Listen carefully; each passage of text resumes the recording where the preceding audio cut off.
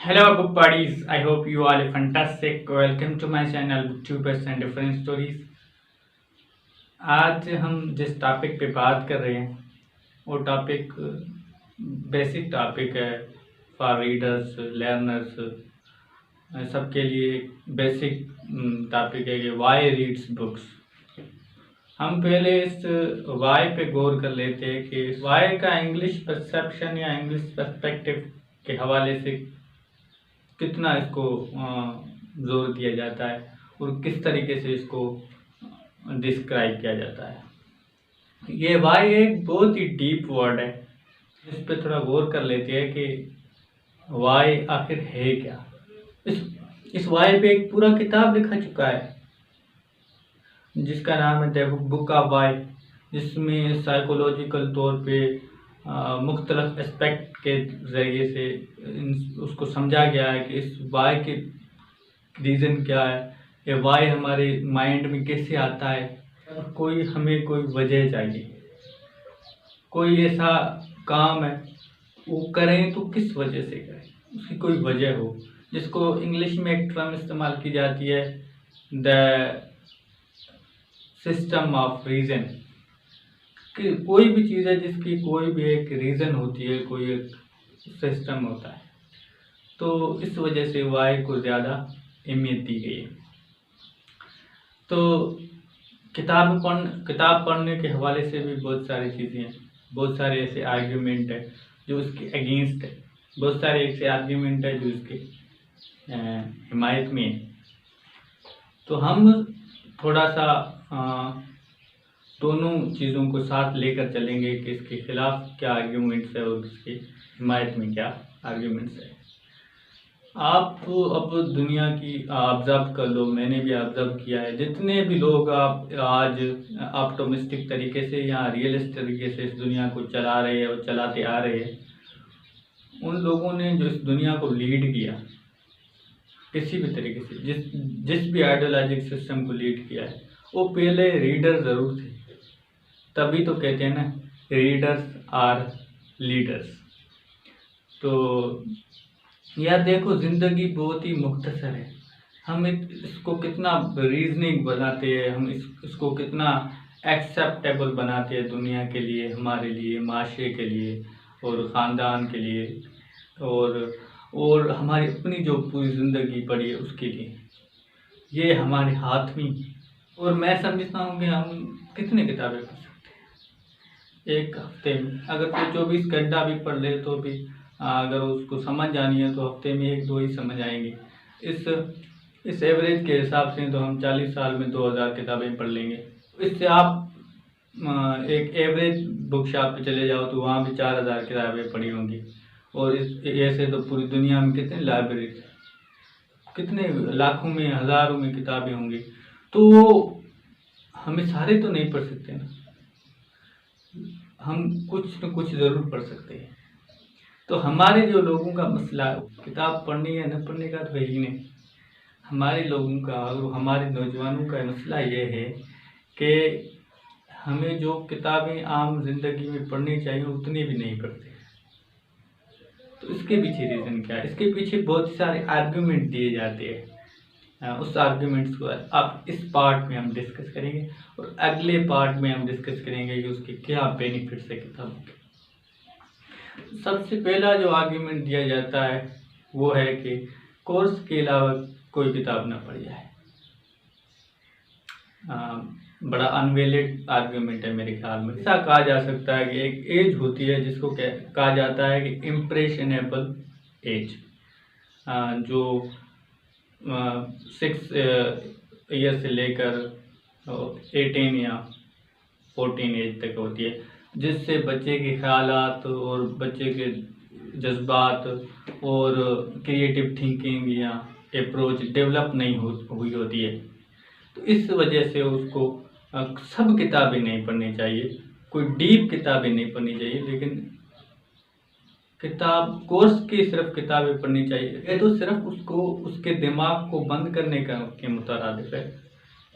इस वजह से तो हम उस नेक्स्ट तक पहुँचे जहाँ आज हम हैं। तो हम उस बच्चे को स्टोरीज़ में इन्वॉल्व कर सकते हैं और स्टोरीज़ जो उसको समझ में आती है, जो उसको जल्दी में उसको उसकी ज़हन को, उसकी इमेजिनेशन को ठीक कर सकती है और हिस्ट्री के साथ उसको रिलेटेड कर सकते हैं, क्योंकि हिस्ट्री एक हमारी रियल स्टोरी है, ज़िंदगी सदियों तक चला आ रहा है, उसकी एक रियल स्टोरी है हिस्ट्री पर हम उसको ले जा सकते हैं। ये एक अच्छी बात है बच्चे के लिए। तो सिर्फ ये कहना कि कोर्स की किताबें पढ़ना ये एक अनवैलिड आर्ग्यूमेंट है।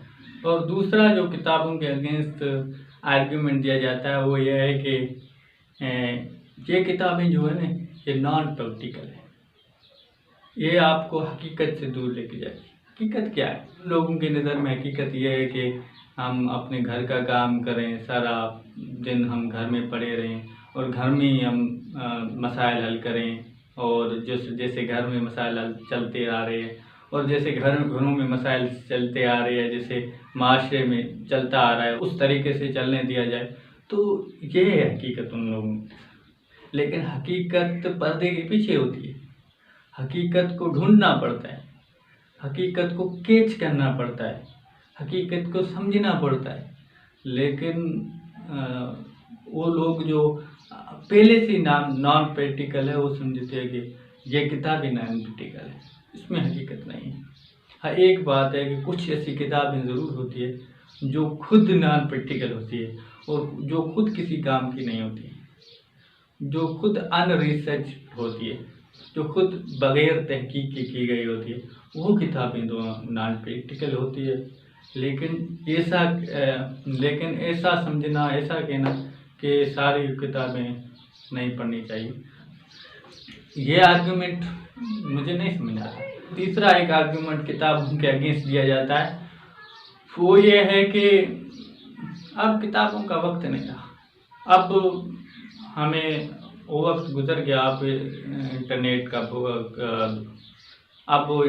का दौर है, अब हम हर जगह पे नॉलेज हासिल कर सकते हैं, अब पूरा दिन किताबों पर पढ़े नहीं रह सकते, इसी तरीके से कोई आर्ग्यूमेंट देते हैं। इस सवाल को समझने से पहले हम थोड़ा सा पीछे चले जाते हैं कि रीडिंग है क्या।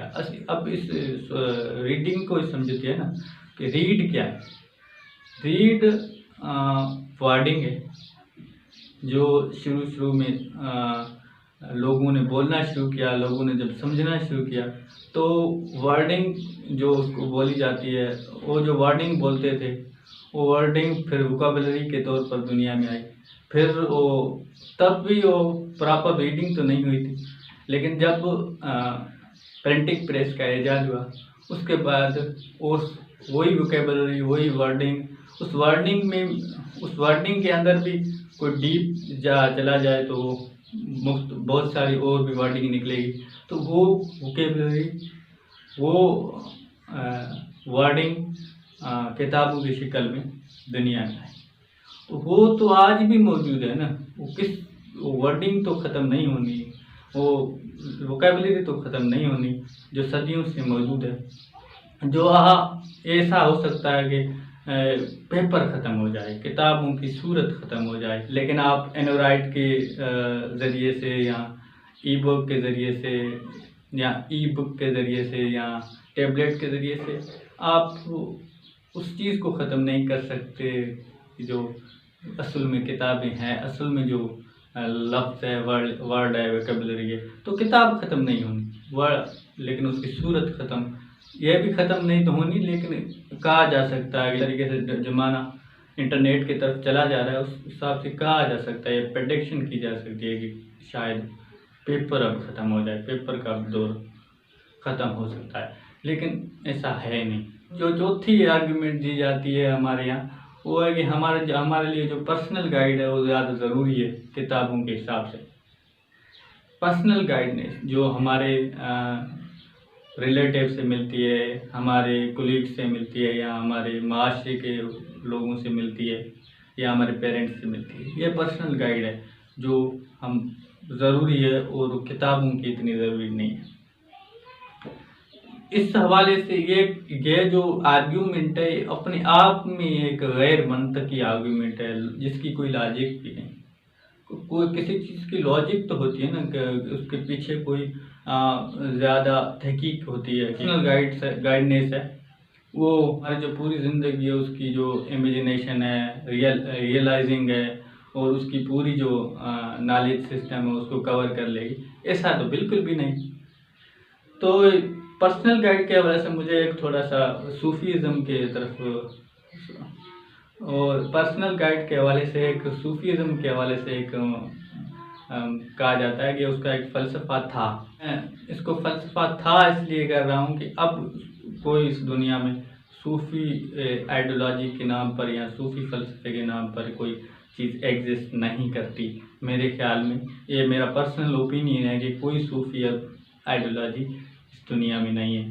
थी उसका कुछ न कुछ इस दुनिया की डेवलपमेंट में थोड़ा सा किरदार ज़रूर था, लेकिन अब कुछ नहीं है मेरे ख्याल में।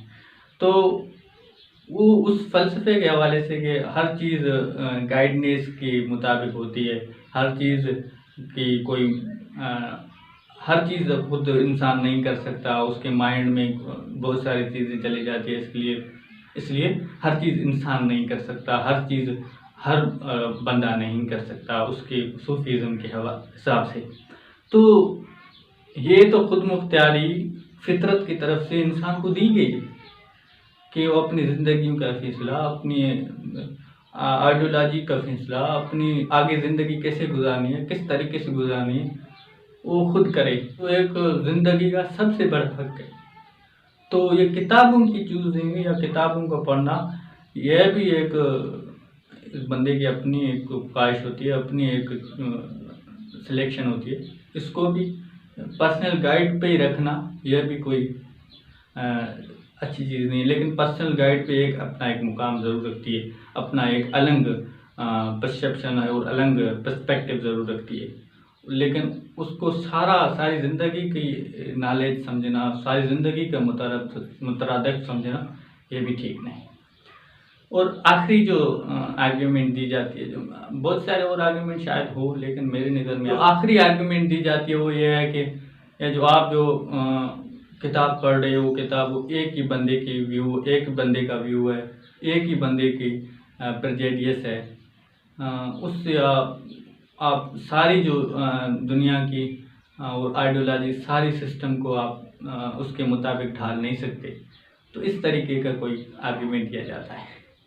तो ये आर्ग्यूमेंट भी मेरे ख्याल में इतना वैलिड नहीं है, क्योंकि अब हम एक किताब तो नहीं पढ़ते, एक ही आइडियोलॉजी सिस्टम को नहीं पढ़ते, हम सारे जो दुनिया की आइडियोलॉजी सिस्टम है सारी, चाहे वो फ़लसफ़ा हो, साइंस हो, मज़हब हो, फिक्शन हो, लिटरेचर हो, बिज़नेस हो, सिविलाइजेशन हो और साइंस के मुख्तलिफ फील्ड्स हो, फिल्कियात हो, बहुत सारी चीज़ें हम पढ़ते हैं। उसमें तो एक ही बंदे का व्यू कैसे आ गया, एक ही बंदे की कंट्रीब्यूशन कैसे आ गई।